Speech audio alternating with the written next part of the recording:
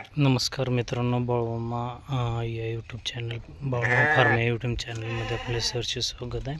तर या ठिकाणी बऱ्याच लोकांनी असा प्रश्न विचारला की आपल्याला या ठिकाणी बंदिस्त मेंढीपालन परवडते का? तर मित्रांनो, 100% परवडते, परंतु त्यासाठी निवडायच्या व्हरायटी यावर बऱ्याच गोष्टी डिपेंड आहेत.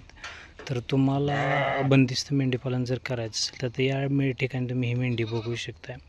तर ही आहे नारी सुवर्णाची मेंढी. तर हिला कमीत कमी 2 पिल्ले, जास्तीत जास्त 4 पिल्ले ही हिची खासियत आहे. तर या ठिकाणी चारी पिल्ले काय दुधावरती पोचत नाहीत, पण 2 पिल्लं जी आहे एक्सपेक्टेड आहे प्रत्येक मेंढीकडून. तर 2 पिल्लं जर झाली तर दोन्ही पिल्लं या ठिकाणी ती मेंढी दुधावरती जोपासू शकते, जेणेकरून की बंदिस्त मेंढीपालनामध्ये होणारा खर्च हा एक पिल्लू जरी आपलं त्या खर्चावरती गेलं, त्याचं खुराक असेल किंवा खाद्य असेल याच्यावरती गेलं, तर एक पिल्लू जे आहे ते आपल्याला त्या ठिकाणी प्रॉफिटमध्ये राहते. साधारणतः 2 पिल्लं आपले 15,000ला विकले तर एका मेंढीमागं आपल्याला 7,000 ते 8,000 रुपये खर्च एका व्यतासाठी येतोच.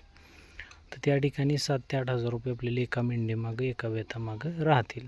तर साधारणतः 1.5 वर्षामध्ये 2 व्यत एका मेंढीचे होतात. हे आपल्याला सर्वांना गणित माहितीच आहे. का मी सांगितल्यावर तुम्हाला कळते अशातला काही भाग नाही. बरेच लोकांनी चॅनल्स बघितलेले असतील, पण आपण या ठिकाणी बघू शकता. आपण या ठिकाणी हे लावरी आणल्या होत्या.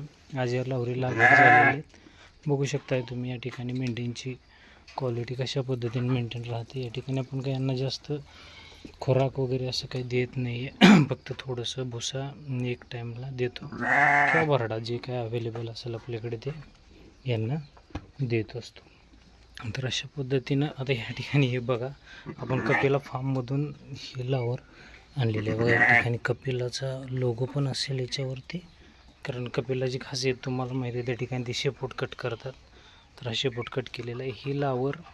आणि याच्यासोबतच हे इकडची लावर बघा, ह्या 2 लावर, हे सगळे जे आहेत ना, हे नारीचे पण आणले होते आणि ही कपिलाची आणली होती.